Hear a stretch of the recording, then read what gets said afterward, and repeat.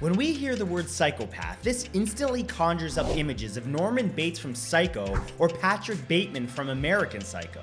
And if not those, then maybe you think of Michael Myers from Halloween or another villain without a shred of identifiable humanity. I like to eat rats. But dig a little deeper and you'll find that psychopathy, the underlying trait in all psychopaths, can be present in people who are law-abiding, outwardly trustworthy, and even loved. So what does it mean to be a psychopath, and how do you know if you're one? And are they really as dangerous as the movies make them out to be? Let's take a deep dive. The general consensus among psychiatrists and psychologists is that psychopathy is a personality disorder. Personality disorders refer to ways of thinking about oneself in the objective world that lead consistently to behaviors that are seen as unacceptable or that deeply impact people in a negative way. There's actually a debate among psychologists as to whether personality disorders are actually a form of mental illness or not. It's possible that there's simply different ways of thinking about the world as opposed to something pathological. However, when it comes to being a psychopath, most agree that this personality disorder will not impact an individual's sense of well-being, but will result in manipulative and sometimes even violent actions against others. A psychopath is usually considered to be someone who has a lack of natural empathy towards others, low levels of guilt for the consequences of their actions, and has tendencies towards breaking social norms. So, with little or no empathy for others, a psychopath can act in a way that most people wouldn't. What makes this type of personality dangerous in some instances is that psychopaths have a lot of overconfidence and ego.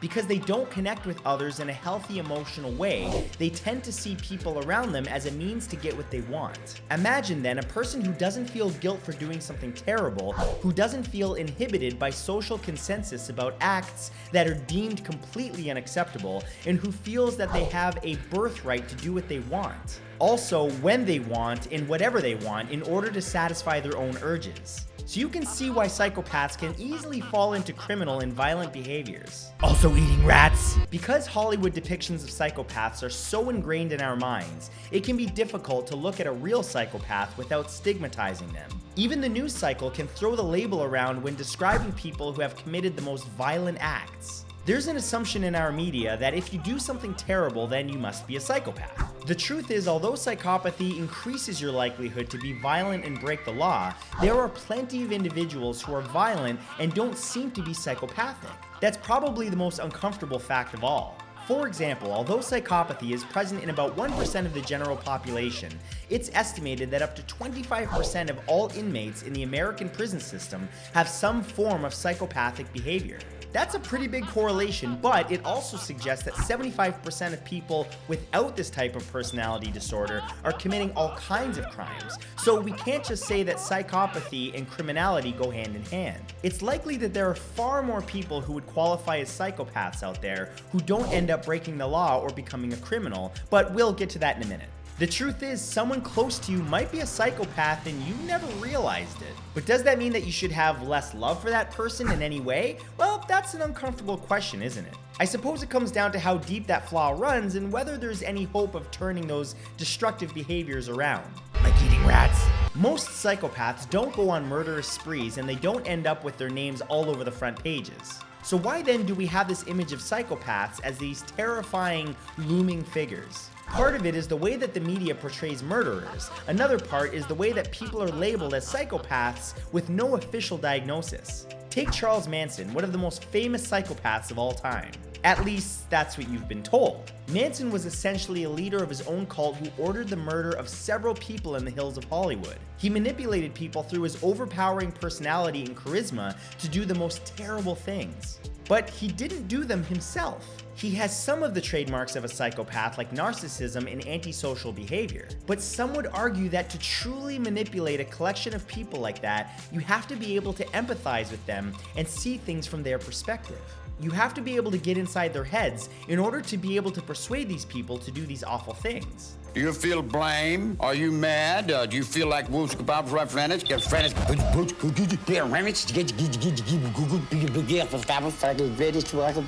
And I'm sure many of you would say Adolf Hitler was psychopathic. After all, he brought down hell upon the world in the 1930s and 40s, and he exterminated millions of people. Surely he was a psychopath, right? Maybe he was, but maybe he wasn't. This is my point about psychopathy as a reason for why people do something terrible. It's an easy soundbite to just say that a person is a psychopath and be done trying to figure out why those people did the things that they did. Sometimes a person will be a psychopath or have psychopathic tendencies, but more often than not, they won't. They might have a different personality disorder, but if someone is actually going to be labeled as a psychopath, we need to get to the bottom of why they have little to no empathy. Why are they capable of avoiding guilt and being so ready to manipulate and hurt?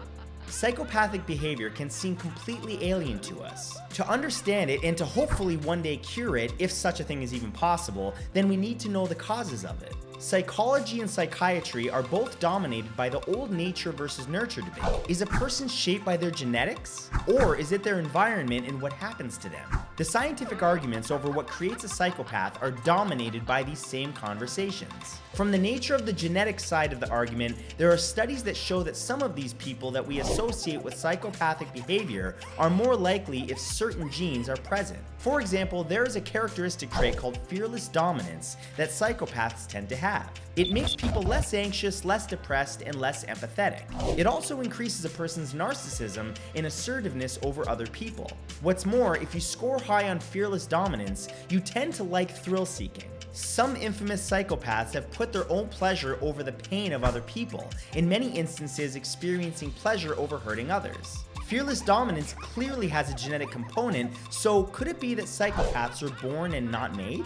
Does that mean that they can't be held accountable for their actions? Now, the opposite side of the debate states that psychopaths almost always have trauma in their early lives. This is when brain development is most important, and so it's possible that in response to events that would make most people feel terrible emotional pain, that the brain diminishes the capacity for emotional connections to protect the individual. Of course, most people who suffer trauma early in life don't become psychopaths, so even if environment does help create psychopathy in a person, we still don't understand why some people become pathological and others don't.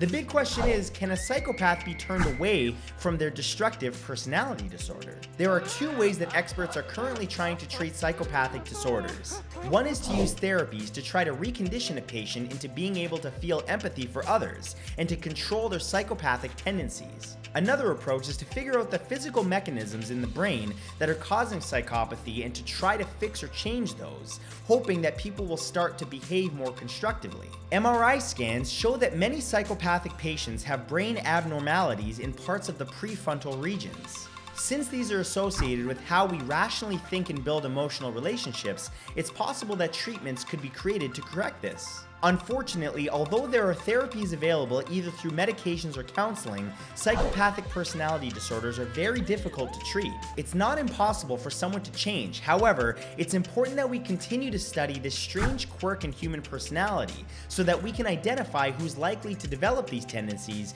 to intervene in a way that will help them function more healthily. Not just for themselves, but for those around them, including the rats. Oh, and one more thing. You might have heard the term sociopath a few times and wondered whether that's the same thing as a psychopath. There's a debate about that, but the experts see sociopathy as the same thing as psychopathy, but that's just to a lower degree. People who are sociopaths still don't feel empathy and are narcissistic, but they do have a weak conscience. A true psychopath shows very little evidence of having any conscience. It's possible then that psychopathy is on a sliding scale and we're all on it somewhere.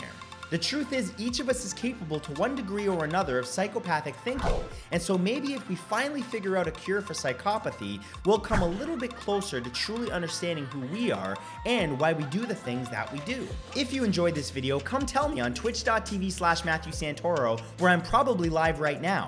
Tap here to catch up on my recent uploads, and tap here for a similar video to this one. I'll see you soon.